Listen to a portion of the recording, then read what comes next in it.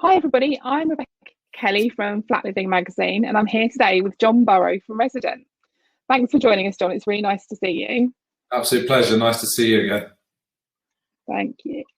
So today's session, we're actually going to be talking about Resident software. But first of all, could you explain who you are and what you do at Resident, please? Sure. So I'm John Burrow. I basically do, as we all do here at Resident, a little bit of everything, but my main role is in sales.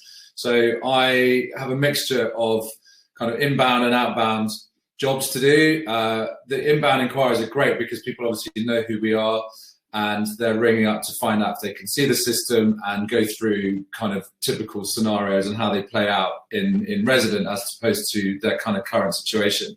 So that's always a great starting point. And then I also, I might get cold calls out and I kind of speak to a couple of people every now and again and say, look, what you're doing is terrible. You need Resident in your life. And they either tell me that this is a good call to have or one that they don't really have any interest in at all. So it's one of those ones, but I try not to burn any bridges. I've been here, I wouldn't say from the start, I've been here probably approaching 6 and a bit, maybe longer years. And my role really is to, make Resident as accessible to anybody who wants to look at it or who is using it as possible, whether that's kind of basic onboarding and basic training, letting them know more about how the system works, how to eke the most out of it, letting them know about new features that might be deployed, and in particular trying to get in contact with people when there was a particular thing they were after that we're now capable of doing. So I've got lots of notes. In spite of this being technology and all in the cloud, I have pads of paper full of everything just because I'm old school. But I can't, everything I do on here, everything on my bits of paper is in the system because everyone else needs to see it as well for the days where I'm not here, which is never. Fantastic. Sounds like a really interesting and really great role to be part of, but also it's really nice to hear you saying about the fact that you're understanding what features people want that maybe aren't there, and then as you develop them, how you then get back in touch with them. So it's really developed around what your customers are wanting.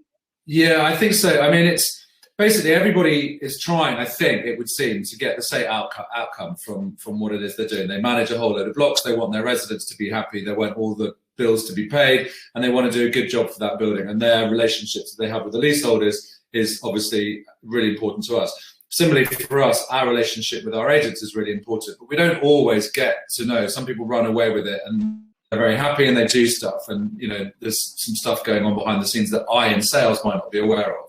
It might be more support and kind of customer services and so on.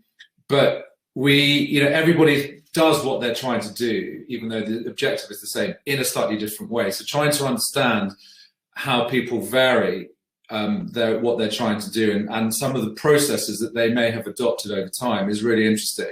You might get somebody who's got 3 or 4 blocks, quite agile, quite nimble, knows exactly what they're trying to do, and they're all over everything. And then you get other companies which may be a bit larger and they've got lots of property managers who, some of which may be new, and so they're learning block management and they're learning a new system. And I'm not a block manager, and I'm not a software developer. I'm kind of somewhere in between who's trying to do the layman's approach between block management and using a software. The background is that the system was created by my wife, Kate, who is a surveyor, and she needed a block management system for her own property management company. And Resident was formed on the back of that. One really complicated block that she took on, in fact, a stake that she took on, needed something. And there were some systems out there that weren't really able to do it in the way that she wanted.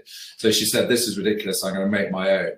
And so I'm slightly incentivized because it's her company and I don't any longer have a job that I could kind of commute up to London and find really easy to do. I'm now doing this, and it's probably the hardest job I've ever had because I'm trying to kind of spin as many plates as I need to be able to do, but it's the one I'm most fulfilled by because it feels like it's a kind of family venture. So we kind of care without that trying to sound too cheesy. There's no escape. It is what it is. Yeah, but you're completely invested in it, aren't you? And that's quite different. And the reasons behind why Kate created the software was to fill that need that she had, and then how you've expanded that. Yeah. And you said you've been with the company about 6 years. So when did development start really? When was the system created? So Resident started, I would say, in its initial guise. I'm going to go and be brave enough and say about 8 years ago.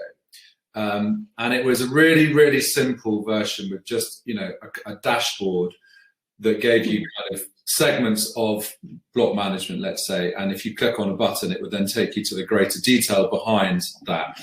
The concept remains much the same today. It's just a bit more dynamic and there's a bit more depth to what Resident is.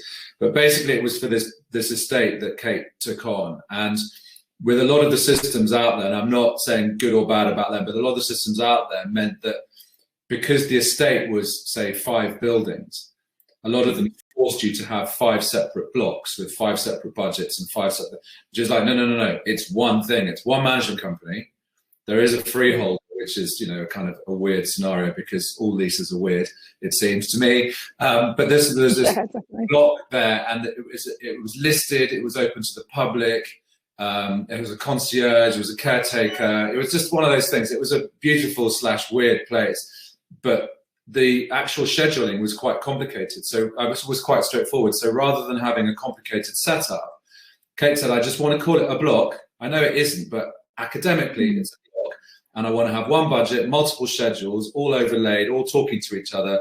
And I want to be able to roll out everything. So yeah, you might have, people knowing about the whole estate as opposed to their one building. But that's a good thing overall. And if they're not interested, then you can take it away from having them. So it was useful from that perspective, and it kind of grew. So 1 or 2 people obviously then got wind of it. Managing agents got wind of it and said, look, I'd quite like to roll this out in my company. Can you let me have a copy? And Kate was like, well, hang on, this was all really for me at one point, maybe the odd self-managing kind of management company. But if managing agents want it, cool, I'm happy to commercialize it. But I need to change a few things around. And it kind of went from there. And you had kind of 2 or 3 users and Kate, and then sort of 4 or 5 users and Kate. And so the eyes and ears that were using it and needing it to do certain things kind of got wiser. And it's really gone from there. So, I mean, I don't have set targets or anything like that, like how many people I need to sign up a month or whatever. It doesn't really work like that. Obviously, my objective is to do that. And there's no kind of cap or floor. It's just the objective. But it seems that, as more agents have got wind of what Resident's doing, I think they can see that we're trying to do the same things as them. Rather than being a software company that has decided to get into block management, we're more block managers that have decided that systems should be simple. And so it's kind of gone from there. But obviously, we've tried to make it future-proof all along without knowing what the future looks like. So it's been a bit interesting. But I think we're sort of shaping it now, and actually, we on our website, which I'll show you in a second, there's a button for feedback, which for us is crucial. So we want people to be able to say, look, I like this, please do more of it. And equally, I don't like that. Can you absolutely stop it right now? And that's really important to us, whether you're a one-man band or a 20,000 unit agent. Your voice is your voice, and it's really important that we get some. I mean, there's some absolute blinding ideas and there are some howlers, but we take them all on because they would be valid for somebody, and it's just a good way of looking at things, and it's crucial for us to develop the system around those kind of that sentiment. Well, that's really interesting to hear, and I think, like you say, your values behind it, the fact that you're actually looking at it from a property management perspective to provide them with the software rather than the other way around and kind of making property management fit into something that it isn't. It's one of those things, like we're not account specialists or property management specialists or let's say reporting specialists.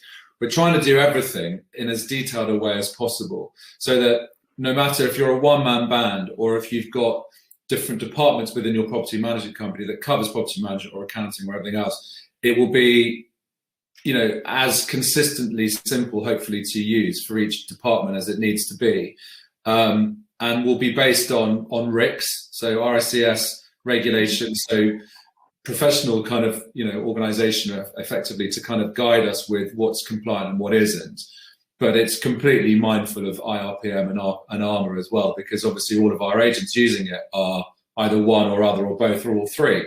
Just going to ask if you could give us like a brief overview, just at the top level, of what the system does before we then get into having a look at it. if you had to just so reduce that down? it's really hard to kind of narrow it down. What we think we wanted to do was to basically provide a system, no matter what your role in the company. So you can log on, you can see what's going on. So it can be task-based or not. It can be the reconciliation for banking and so on is three-way.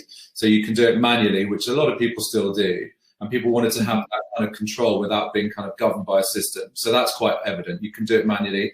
You can use CSV imports, where you go to your bank, look at a statement, drop it into Resident, all the columns and all the transactions then line up and come in, and you reconcile them. And then the third way would be using bank feeds. And I think one of the unique features about Resident is its bank feeds, because it isn't easy to do. And we've worked tirelessly with 2 or 3 solution providers over the last 6 or 7 years. We went out on a bit of a limb when we were really naive, thinking we could do it, and it just didn't work. And it kind of killed us, because it was a bit embarrassing to say, yeah, we've got bank feeds, and then we didn't.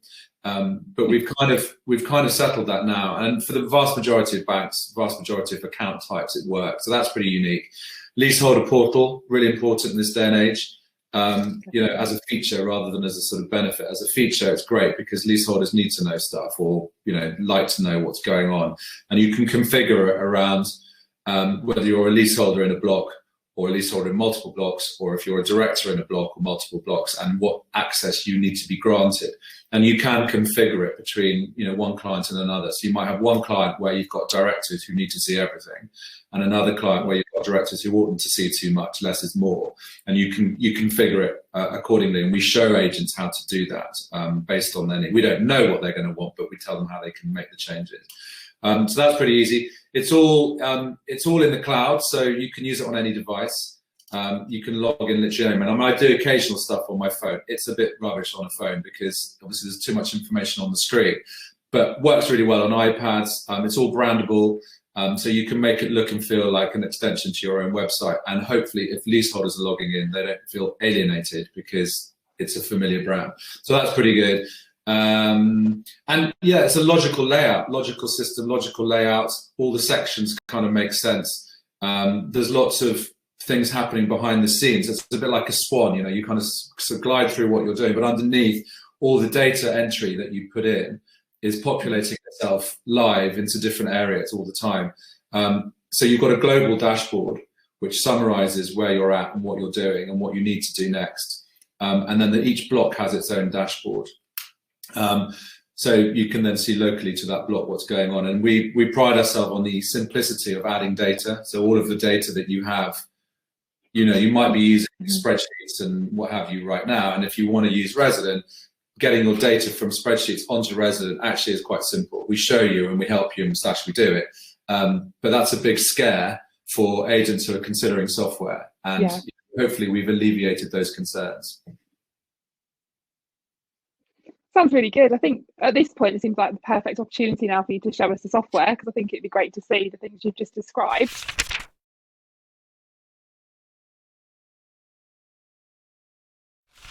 Okay, so this is the landing page. So when you log into Resident anytime, you get taken to what we call the global dashboard. And the global dashboard is a summary of everything that is happening, or most things that are happening across all of your blocks. It is not at this stage block specific. So across here, you can see your subscriptions, so how many units you've got, how many you've added, or how many units you've paid for and how many you've added. You've got creditors, so this is the amount of money owed to contractors, suppliers, tradesmen, creditors, whichever you want to call them, across however many blocks. And this is a shortcut to that greater detail. The same for debtors. So it is an arrears biased system. In other words, you send out service charge demands for 500 quid each to 10 flats, and the total outstanding is £5,000. Then your debt will be £5,000, and you'll have that across that one block until somebody has paid off the bill, let's say in full. They are technically in arrears. So that is your debtors list. They're not in trouble. There's a credit control functionality in settings that you configure for that. But debtors are the total amount of debt across however many blocks. And then we've got bank accounts on here, which are unreconciled. So if you've got transactions coming in or out of the system, you need to reconcile them before that figure comes down to zero. You've got tasks and messages and reports. They're all kind of interlinked with your emails. But with tasks, you can have two types of tasks, automated and kind of self-created tasks. Automated are things like Section 20s, and for follow-up on arrears chasing, like what stage a leaseholder may have got to in service charges or ground rent collection. And those are automated tasks which the system keeps a tab on to then let you know. They will appear here, and they will also appear on an email to say, you've got to follow up with Guy Fawkes, lender approach, or whatever the step would be. Section 20s are done in the same way. So notice of intent, 30 odd days later, you get statement of estimates, that kind of thing. But you can also create tasks for yourself or create tasks for your colleagues to follow up on, or you can assign a task to a leaseholder, to a shareholder, to a director, to a freeholder. You can do all sorts of different task creation from that. Messages are emails, so messages that you send out from the system go out as emails. We call them messages. And you have all of the messages that you send are obviously copies are available from within the system. If you send a message from the system, it'll go on their proprietary device, whatever email address they use, and you can choose to be copied in or not to be copied in on the things that or the messages that you send out. Reports are linked to that. Things like fire risk assessment, health and safety checks, generally speaking, are expenses, let's say within a budget, but they are also things that you might want to touch, and then have a due date and a deadline and a recurrence, etc. So they appear here as reports. We've then got just a little sort of tab here or tile here that shows you kind of how you're rocking and rolling. So you've got how many blocks, how many units, and what your fees may be. Most people leave that at 0, having not wanted to disclose it to anybody. But effectively, it's just telling you how you're tracking and how your blocks are apportioned out between your different members of the staff. This is a nice visual aid memoir because it tells you how you're tracking over time, month on month on month, with regards to invoices raised and payments received against those. So if you're more visual than you are mathematical and spreadsheet focused, this will just give you a quick heads up at global level, generally speaking, how you as a business are tracking. And you can flick between debtors and creditors, because creditors would be that same thing, invoices paid, suppliers, invoices received. You then have Google Maps, and if you click on it, it gives you a list on a map of where all of your blocks are located. And if you click on it, it then takes you to the block. And if you scroll in, you've got Street View and what have you. So it's a kind of nice thing to have. It doesn't really do a huge amount at the moment, but it's kind of nice to have. Then at the top, you've got this toolbar here that shows you other things. So you can log in, log out. This is for me, so I can switch hats between one agent and another. This is for feedback. Tell us what you like and what you don't like. Crucial that you do that and you have a voice, no matter your size of agent. Don't feel you can't come to us. Please let us know what you do and what you don't like, and that's what this is for. We sometimes get unhappy messages with a smiley face, which is kind of cute because it's kind of telling you, look, I really like you guys for what you're trying to do, but we don't like this. Can you please stop it? And your feedback is welcome. And then here you've got an orange question mark. This serves 2 purposes, and it's available in every part of the system. If you click on it, you can search the system for answers to how to do things. So for instance, you might not remember how to do a budget. So you type in budget or budgets, and it will give you lots of information where budgets is a key word, one of which is creating a budget. And if you click on it, it then tells you how you can create a budget. And you've got all the different steps in here, step-by-step, step-by-step guide to tell you how to do a budget. And if you don't like it being here and you'd rather kind of have it on another page, you can click on here and it opens that page in another tab, and then you can print it or you can flick between that and then resident. So that's kind of how that works. You can also from here, if you click on that, you can also raise tickets. So if you've got a query about how to do something or why something you thought you'd done well isn't working, you can raise your issue on here, upload screen files and screenshots and so on, and then send that through. And then the guys in support will come back to you and say, the reason this is that, or they'll try and help you. And that's a really important thing. That's all part of your license. It's all free, normal kind of 8 till 6 kind of working hours, generally speaking. So that's the toolbar here. You've then got the main one on the left-hand side, and you've got effectively at the moment on your global dashboard 2 sections. So you've got the section up here, which is your company-wide, so it's not block specific. And then below, you've got 3 more. So user is you, settings is your company and how you make it more related to your business. So you can have your templates, your headers, your footers, your logos, your branding. You can delete things, you can undelete things. That's like the rescue button. You can import all of your data. through here. You can set up bank feeds. You can look at your contacts. There's lots of different things that you can do here. Some companies work strictly on nominal codes and others use what we call categories. So in here, you've got, in the categories, we've got a list of all the different parent categories for budget lines, let's say, that exist, and you've got the parent and then the subcategory. All of these can be changed, used, not used, ignored, modified, etc. And you can add nominal codes if that's the way you'd rather work. Up here, you've got the ability to find things, the magnifying glass find. This is to add things. This is to see the work you've got to do. So in here, you've got calendar, messaging, tasks, files, notes, all sorts of things.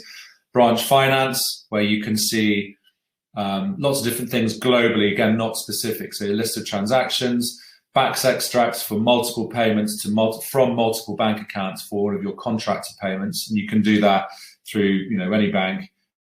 We just need to set up the template, but that's quite useful for no matter how many accounts you've got.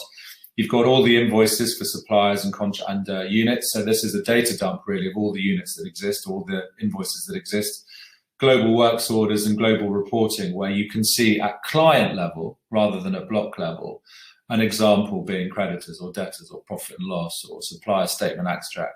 And lots of these spreadsheets have got tabs on there where you can see sort of overall summary detail and then greater detail. And this is not block specific, this is client specific.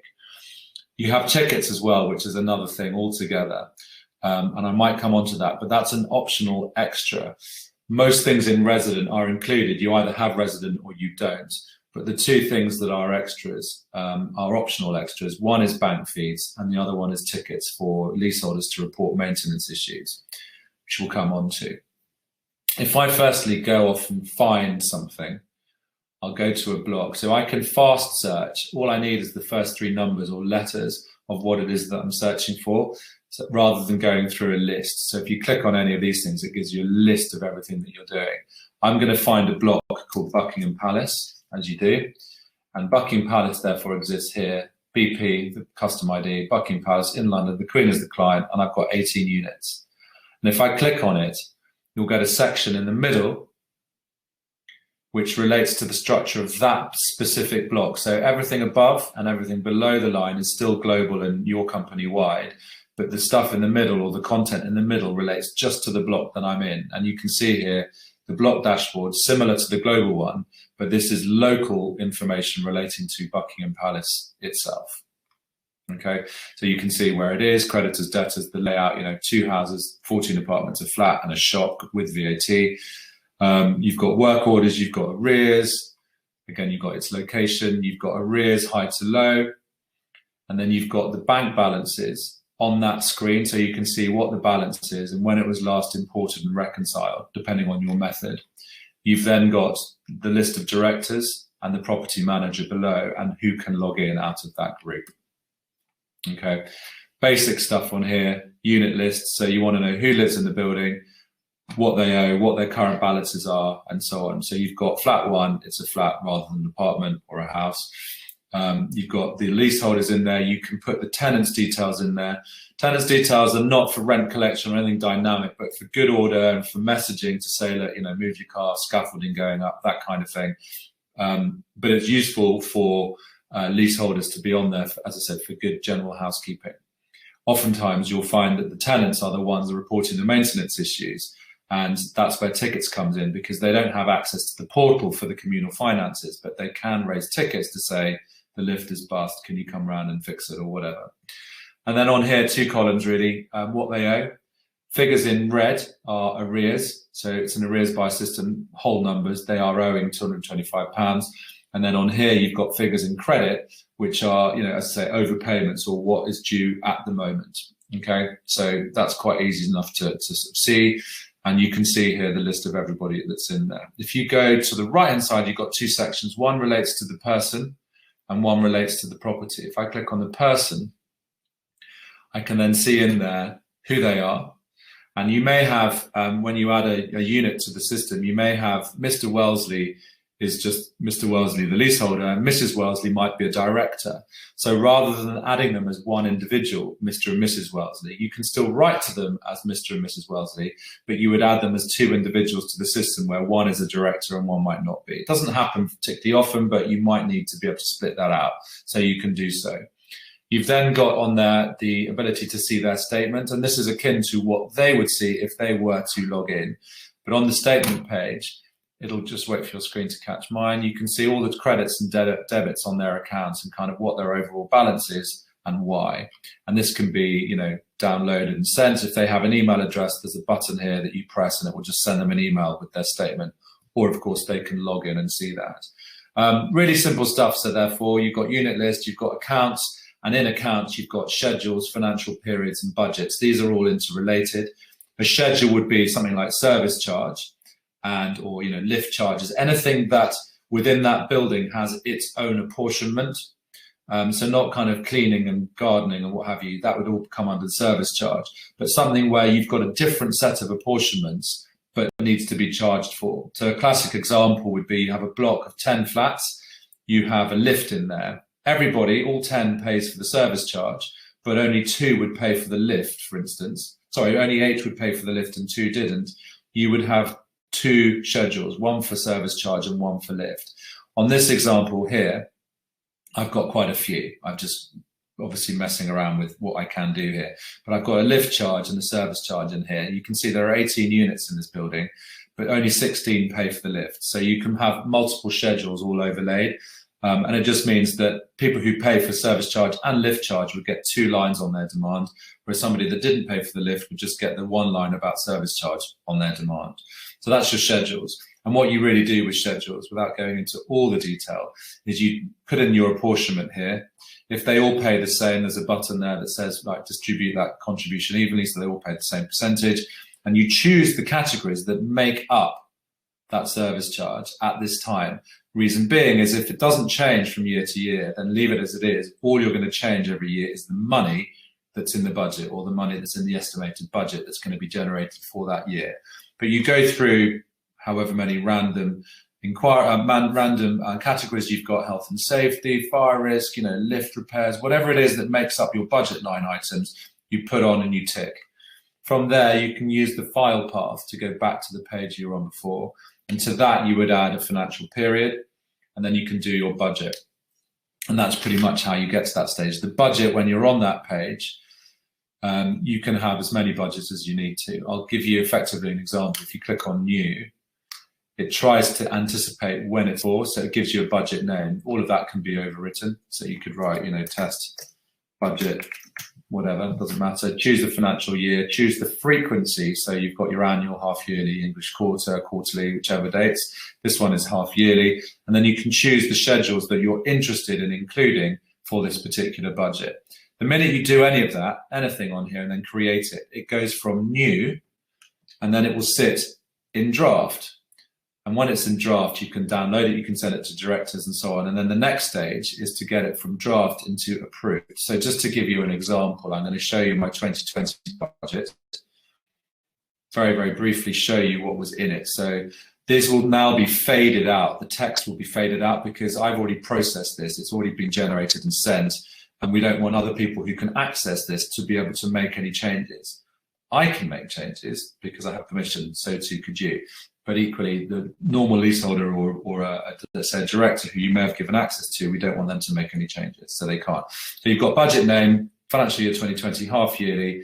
You choose on the demand itself as to how transparent the line items are. So this will say service charge 5% January to June, or whatever it is. You have other options where you say service charge or service charge January to June, or service charge 5%, or what its default setting is, or you can write something else in there, which will then pull it from here. So you've got your details, you've got your amounts, you select your service charge, and it will tell you in here, or you can add in here, what budgeted amounts you put aside for those particular categories. It also tells you here what you spent the year before in the same category. So there's your budget on there. You then have totals per unit. So you can see here, flat 1, 2, 3, 4, 5, 6, 7, 8, and 9, all pay for the lift charge and the service charge at whatever percentage. And then flat 10, which I think is a house, doesn't actually pay for the lift. They pay for service charge only, and there's their contribution. So you've got a sort of heads up prior to it being sent how it goes out. Demand dates, 1st of January to June, 1st of July to the end of the year. And then you can do various different things. You can email them automatically, where as soon as they're generated, they'll just go out. Or you can automatically generate them on a certain day where they're not sent, but they are created, and an email will come through to you to say, right, service charge demands for Buckingham Palace are now ready. What do you want to do? And it gives you a link, and you can come through to this page. What we recommend is if you've got 2 half-yearly periods, and let's say they're due on the 1st of January, you might want to send these out kind of mid-late November in advance, certainly, for a January due date. So you could do that around then. You generate it here. For the second one, so going out on the 1st of July, you might want to automatically that service charge demand on a certain date. So you might tick on this box, well, this one here, but I've done it now, but you would tick on this box, choose a date being something like, middle to the end of May 2020, and then it would generate it, not send it, but generate it for the second half of that year to save you either needing to remember and certainly not allowing you to forget. And if you tick this box as well, then they'll go out by email automatically. Obviously, we're mindful that not everybody has an email address that you've got at least, so you might need to send these out in different ways. So what you do is you go to View. This is for the first set of demands. And you can see here you've got details, invoices, attachments. And attachments basically are more for flats than for houses, summary of rights, that kind of thing. So houses don't get summary of rights, but you can attach them if you want to, but they won't by default, and flats obviously get the full quota. And you can have on here various different things, your due date, your issue date, your statement start date. Just a reminder, you can do cover letters. You can do cover letters for everybody, or you can do individual cover letters for each leaseholder. And then your more actions. So at the bottom of every page on Resident, you've got cancel, update, more actions. More actions give you the next step. So ideally you want to send these. And if you click on that, all of these invoices will go out by email to the recipient. And all those envelopes will go green to say you sent it at this time. There's your log and a paper trail to say, right, emails have gone out, sent by whoever on whichever date at this particular time. So if somebody like me, who was Guy Fawkes, turned around and say, you never sent that, you can say, yeah, I did. Look, I sent it on the 17th of September at 3:45. And the copy is held on the system. So that's if you want to send it by email. So you click on send, and that's fine. There'll be some that you can't send by email, so you go to download all, and you can either download them all, just those that you couldn't email, which might be a few, or you can do according to preference. And according to preference is where you have told the system how each leaseholder or how the leaseholders in each unit wish to receive their demands, either by post or by email to multiple email addresses at multiple addresses.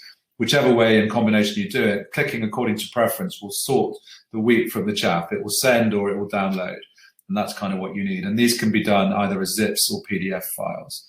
I was going to try and be clever and say, here's one I made earlier. But if you choose your Z-list celebrity and download a demand, let's just do this one.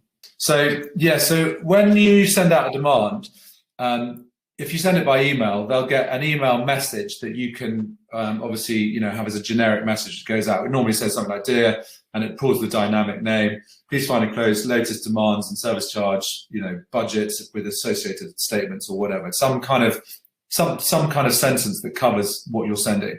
And then these will then be PDF attachments that they'll get out. And you can configure it around your own needs. So this is just our default settings. So what they'll get is for the first demand. So if you've got demands that are annual, they'll get this. If you get demands that are, let's say, quarterly, they'll get this for the first demand. But for the next 3, they'll get it without the budget information, it deemed as having already been sent. So your first page, or the first download, if you like, is the budget summary. So I've got 2 schedules, one for the lift and one for service charge.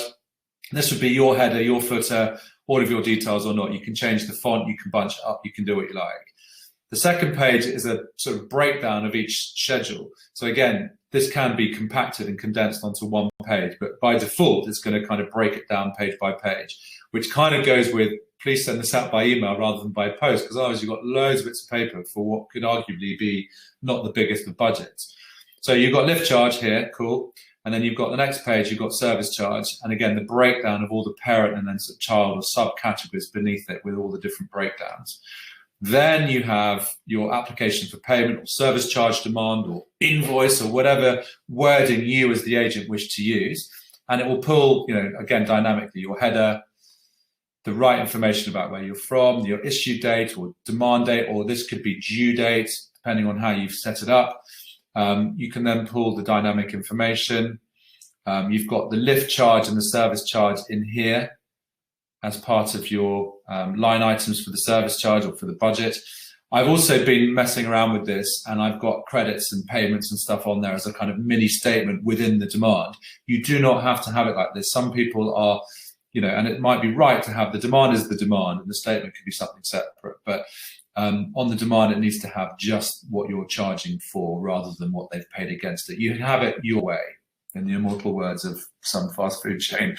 So you've got resident property software, so that's the payment details as to made to, the bank account, your sections 47, 48 with your landlord details, and this is all pulled down from the page on resident where you've got the management structure. You've then got your rights and obs, and then you've got a statement. So that's the basic information which is then sent out, and you can, if you need to, add payment details on the statement. I think sometimes people get sent a statement and there's no payment details on it, so put the payment details on here to encourage people to get up to date on the spend, and that's kind of like sending out a budget and raising a budget. So it's not overly complicated, and obviously one would be shown how to do that based on your nominals or your categories, and we show you how to do that. But the other things that are worth knowing on Block are this, depending on the structure. This one's a company, and you can see here, if you click on the details page, this is all linked to Companies House. So all you need is the company registration number for the block that you might be taking on. So if I just, to give an example, change these numbers to kind of 548, I've no idea what this is going to be, but this is a number hopefully that's registered at Companies House. Click on it and you've got whoever these guys are. So if this was your block and your management company, all you need is that number, hit search, and then all of this will be added, and all the dates that get populated with AGMs and authentication codes, what have you, and share types and the setup of the company would all be updated accordingly as part of your block. I'll cancel that because I don't need to keep that.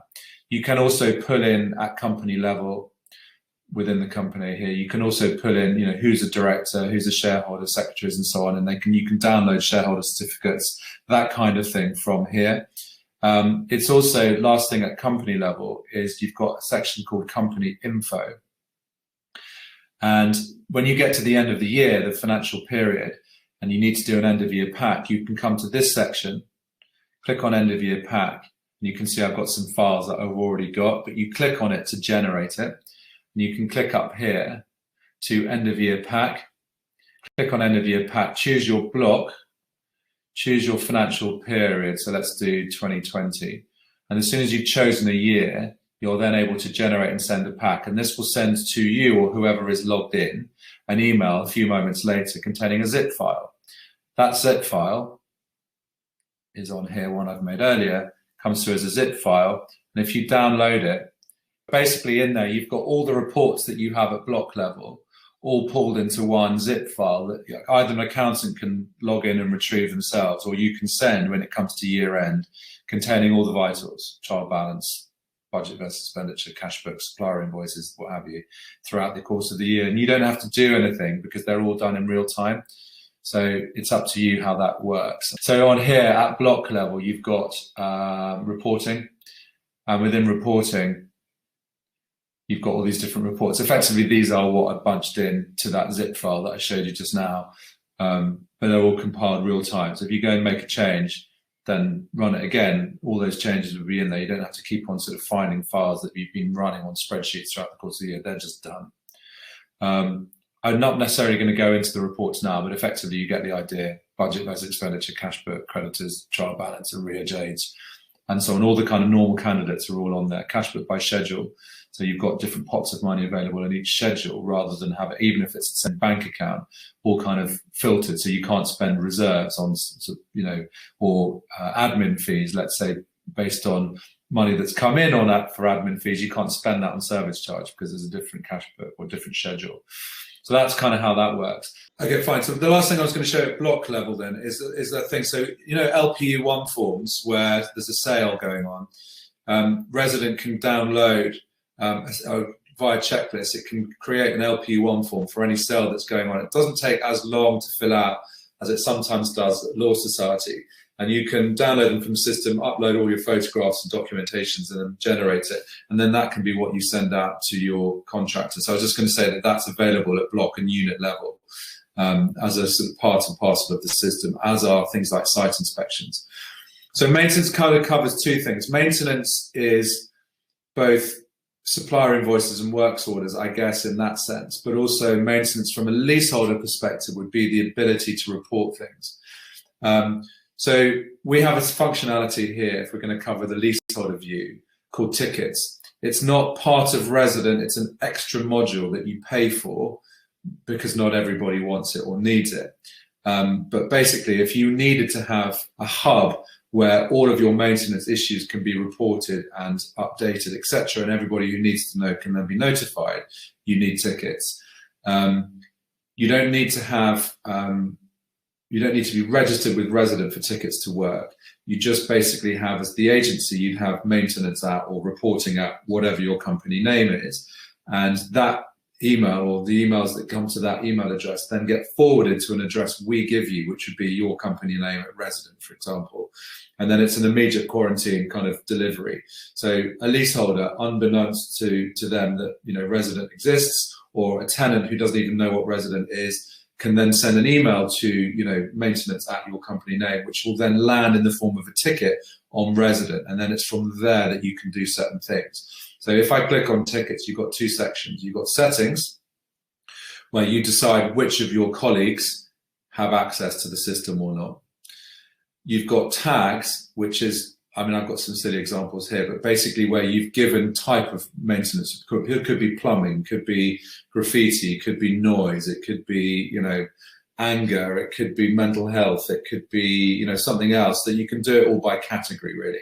So all the tickets of a particular category all get sort of merged under one tag. You don't need to have that, but you can. We had an example where Daniel Craig's Aston Martin was stolen, so we needed to tag it accordingly.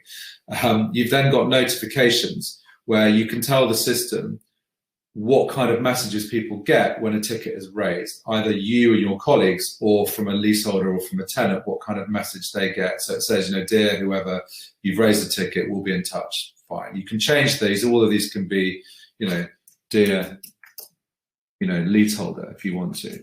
You can literally, however you want to do it. You then have what you get if you are the recipient of a ticket. So a new ticket's been created and so on. It gives you all the information about it. And then you've got, if you've assigned it to somebody else within your company, what they get and so on. You've got lots of different sort of messages in there which are either enabled or unenabled, and you are in control of what they say. You then have reminders. So rather than forgetting your tickets, you can then have a daily list or a Friday list or a weekly list, which will come through telling you what remains unresolved. Okay, I've enabled these because otherwise I get tickets coming through all the time saying you haven't got any tickets, which is a way good, but I don't really have any tickets, being me. So that's fine. So then you've got your settings in here where you've basically given it a name, what it looks like, what the email address is, and all the kind of settings issues. If you then go back into tickets and you've got your list of tickets, the system is clever enough to know where that ticket would have come from. So if you've got somebody whose details are on the system, whether they're a tenant or a leaseholder, by virtue of them raising a ticket with their email address, you will then know who it is from. So if a ticket comes through to you, for instance, like here, I've got a ticket on here, you can see that it came from Buckingham Palace from Guy Fawkes in number 9, because that is the details of there. That's the email address that you've got, and it knows who it is. You can, if you want to, it's sent to me, but you can have all sorts of different email addresses if you want to attach to this thread by virtue of them then being able to find out what's happening with that. You've got the details of the ticket coming through. You've got current attachments if there are photographs. You can create a works order from here, and you can create a task for whoever from here. And the other thing is, if you get 20 people emailing you saying the lift is bust, you're kind of going to know after the second or third that it's bust. So you can merge all of those tickets as one ticket, and then you can reply to everybody that's been sort of telling you what's going on in one go. So you can either reply to the sender or reply all. And if you want to reply all, you can obviously put in any address that you want to, any free typed email address that you want to, but you can also reply to all leaseholders. So they're all then going to be blind copied in on a reply about the leaking tap, so that they all know, and hopefully they'll leave you alone because they know you're on it. That's fundamentally ticketing.